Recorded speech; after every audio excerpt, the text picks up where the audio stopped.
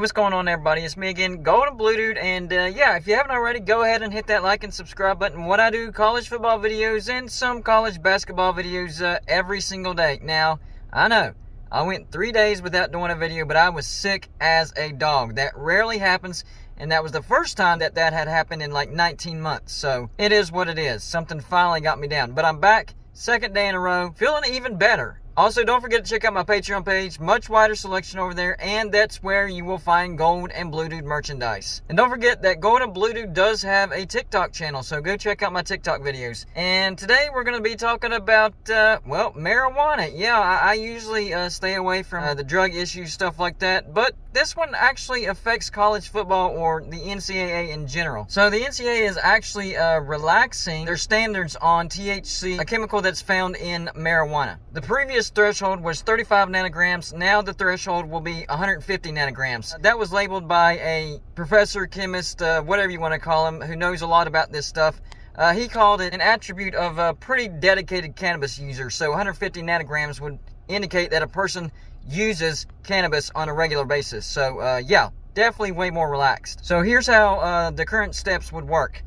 First positive step, which again, you'd have to find 150 nanograms. Following that first positive test, they would have to follow what's called the school's management plan and education, whatever that is. I guess that's probably different from school to school. On the second positive, if they didn't comply with the first step, then they would have to set out 25% of the regular season games. And then if they got the third positive test, if they didn't comply with the first two steps, they'd have to set out 50% of the regular season games. But basically, if they follow the steps before, even if they got that third positive test, it wouldn't affect their eligibility at all. So, honestly, it's pointless because all they'd have to say is that they followed the first two compliance orders, and that'd be good to go. Now, whether you're for or against the use of marijuana, that's not really the debate here.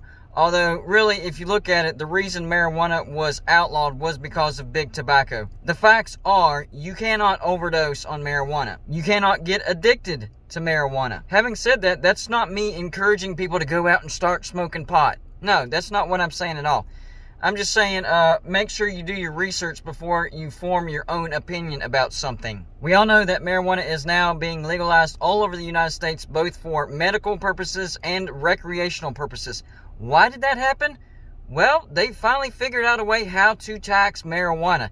That was the biggest issue. That was pretty much why they outlawed marijuana to begin with. They couldn't figure out how to tax the stuff, so it was outlawed. And it was labeled a Schedule II controlled substance. That's right up there with like heroin. That's insane. A drug should be labeled as a Schedule II controlled substance if it can like do harmful effects to you, like kill you, cause overdoses, stuff like that. So they finally figured out that there's some medical uses to it, and they figured out how to tax it, and voila, it's being legalized. Now, it's not fully legalized everywhere, but for the most part, it's being legalized. And that's pretty much why. They figured out, hey, there's some good uses to it, and here's how we can tax it. Same thing with moonshine and alcohol back in the day. You know, once they figure out how to tax it, that's when things were legalized and all that stuff. So, now the NCAA is starting to relax their rules on marijuana, so we'll see where this goes. Personally, I don't think it's that big a deal. And personally, I myself, I'm not a marijuana user. I'll be honest with you. I tried it a couple times back when I was a teenager. Didn't really like